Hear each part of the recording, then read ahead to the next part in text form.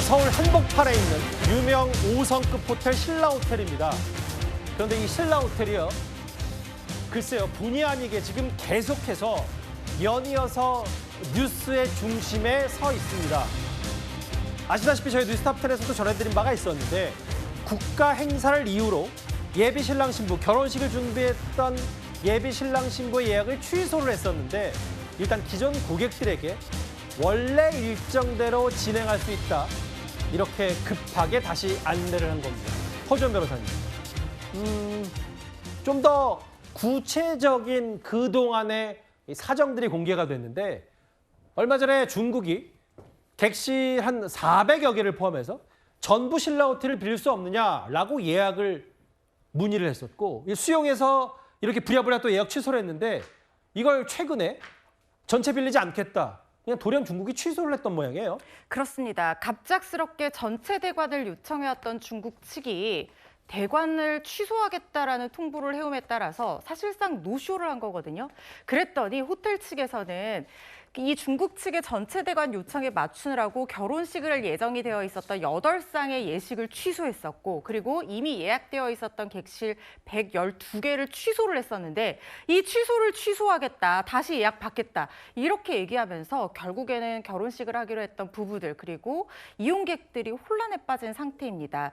물론 호텔 측에서는 애초에 결혼식 취소를 통보를 하면서 만약에 다른 날짜에 잡는다고 하면 결혼식 비용을 다 물어주겠다라고 얘기를 했었지만, 그대로 원래 날짜에 다시 진행을 하든 바뀐 날짜에 진행을 하든 알아서 선택을 할 수 있도록 하고, 그리고 원래 날짜에 그대로 진행하는 부부에게는 다시 결혼식 비용을 물어줄 수는 없다, 이렇게 또 얘기를 했다는 거예요. 그러니까 이게 지금 상당히 결혼식 하는 사람들 입장에서, 그리고 객실 예약하고 여행 계획했던 사람들 입장에서는 굉장히 혼란스러운 상황입니다. 예. 그런데 이렇게 전체 대관을 갑작스럽게 취소하는 일방적인 노쇼에 대해서 호텔 측이 지금 책임을 물을 근거조차 뚜렷하지 않은 상황이에요. 왜냐하면 어느 정도 범위에서 어떻게 이용하겠다는 얘기를 구체적으로 한 것이 아니라 그냥 전체 대관하겠다고 하니까 호텔 측에서 그러면은 우리가 다 빌려줄 테니까 다 비우겠다, 이렇게 해서 다 취소를 통지를 해버렸거든요. 예. 그런데 이게 구두로 계약이 됐기 때문에, 물론 구두 계약도 계약이기는 합니다만 언제까지 취소가 가능하고 예약금이 얼마고 뭐 이런 거에 대한 구체적인 내용도 선명하게 되어 있는 것이 없고. 그러니까 이게 신라호텔이, 죄송합니다만 신라호텔이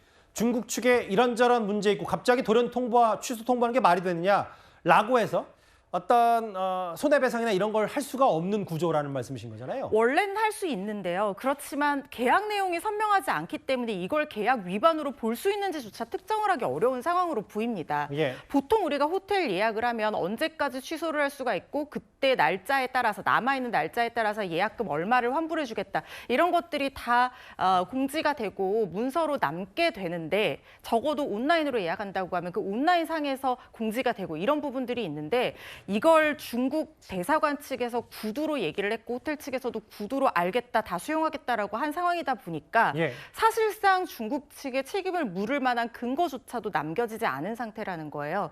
그래서 어쩔 수 없이 그냥 호텔 측과 이 손님들만 혼란에 빠진 상황이 되어버렸습니다. 뭐 기억하시겠지만 신라호텔 측은 결혼식 8건, 객실 100개가 넘는 예약 취소 통보를 하면서 1억 6천만 원 정도인가요? 아예 그 전액 부담을 하겠다, 본인이 신라호텔이 스스로가 다른 신랑 신부에게 이렇게 부담하겠다라고까지 뉴스가 됐었는데, 좀 그 내막을 봤더니 400개를 포함해서 전체액을 문의했었다. 다음 화면을 볼게요.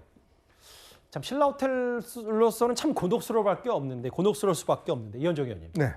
그럼 중국은 무슨 계획 변경이 있었길래 신라호텔을 다 빌리라고 했다가 돌연 취소했고, 어떻게 저희가 받아들이면 될까요?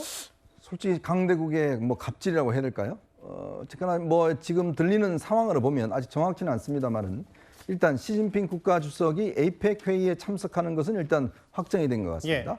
2박 3일 동안 경주에서 묵으면서 아마 거기서 이제 트럼프 대통령과 이제 미중 정상회담, 그리고 이제 이재명 대통령과 한중 정상회담, 이걸 일단 갖는 거는 사실인데, 사실 이번에 우리 정부에서 시진핑 주석에 대해서 국빈 방문을 요청을 했습니다. 그러니까 지난 11년인가요? 그러니까 이 박근혜 정부 시절 이후에는 시진핑 주석이 계속 어떤 이유를 대면서 우리나라를 방문하지 않았어요.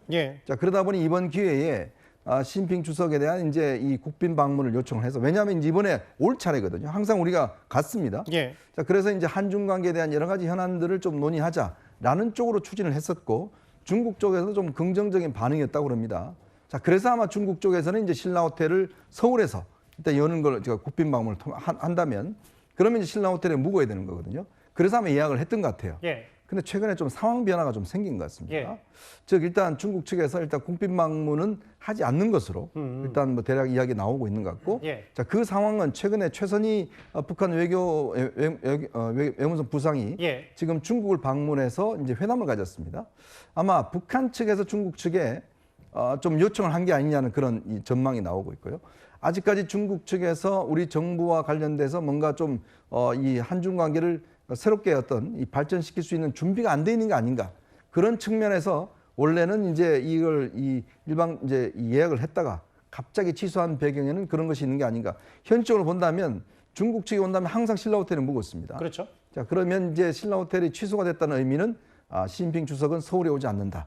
서울에 오지 않는다는 의미는 국빈 방문은 없다라는 걸로 아마 요약될 수 있습니다. 그러니까 이현정 의원 정리하자면 이게 북한이 요구해서 시진핑 주석에게 중국 측에 뭐 에이펙에 참석하는 건 뭐 어쩔 수 없다고 하더라도 이재명 대통령의 정상회담 국빈 방문은 좀 당분간은 자제해달라는 요청을 받아들여서 그 유탄과 불똥을 신라 호텔이 맞은 셈이다. 이렇게 정리할 수 있는 거네요. 그러니까. 일단 다자회담은 오지만 양자회담은 좀 꺼리고 있는. 그리고 지금 북한이 곧 아마 이제 노동장 창건일이 있습니다. 예. 아마 그걸 이제 시진핑 주석을 초청했을 가능성도 있어요. 예. 자, 그러다 보니 북한 측에서는 자신들과의 관계 회복보다 한국과의 관계 회복이 빠르면 안 되니까 예. 이제 그걸 좀 브레이크를 걸고 있고 일정 정도 아마 이제 중국도 거기에 동의하고 있는 게 아닌가라는 그런 전망도 있습니다. 그러니까 이제 80주년 지금 화면해봤던 전승절에 김정은 위원장이 직접 갔기 때문에 지금 북중 관계의 고려 사항 중에 아니 그렇다고 해도 지금 전체를 다 빌려놓는다고 얘기를 했다가 돌연 취소하는 바람에 지금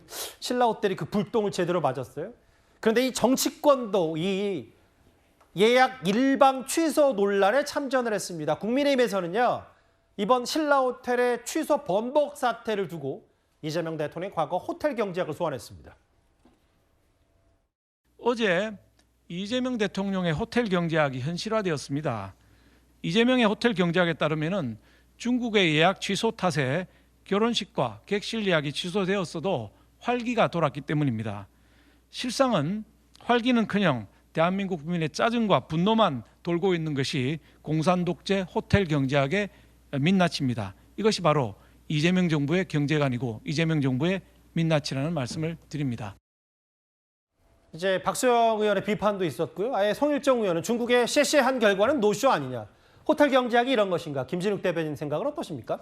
글쎄요, 여기에 왜 그 호텔 경제학을 끌어다가 붙이는지 저는 잘 이해는 할 수 없습니다만 호텔 경제학에 대해서 이해를 잘못하고 계신 것 같다. 그리고 지금 외교 문제를 국내 경제 문제와 연결시킬 수 있을 것인가 하는 부분에서도 저는 좀 의문이 있습니다. 예.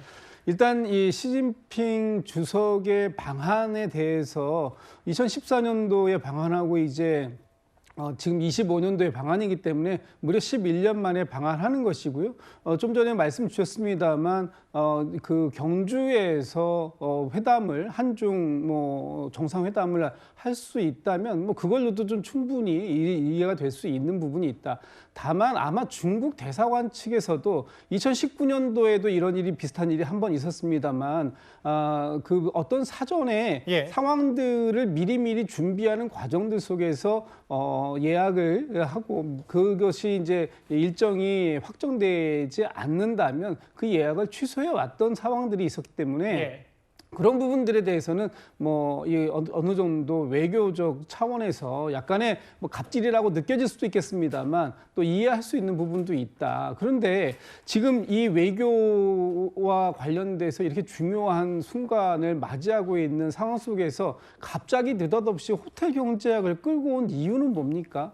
지금 국민의힘은 어떻게 해서든지 이재명 대통령을 그냥 욕보이게 하고 이재명 대통령과 무조건 결을 반대로 간다고 한다면 예. 그것으로 그냥 다 되는 것인가? 좀 한번 좀 그 되짚어서 곱씹어볼 필요가 있겠다. 저는 지금 이 순간이야말로 우리가 처하고 있는 굉장히 그 외교사적 어려운 순간들을 극복하는 것에는 여야가 따로 없이 함께 한마음 한뜻을 좀 모아주실 때다, 이런 말씀을 드리고 싶습니다. 근데 이제 결혼식 그 8개 그 결혼식 준비했던 신랑 신부들은 취소됐다고 해서 또 다른 데 알아보다가 또 취소됐다는 얘기 듣고 또 어떤 판단을 할지요. 이게 사회적 이슈로까지 번진 신라 호텔 예약 취소 통보 논란 7위로 짚어봤습니다.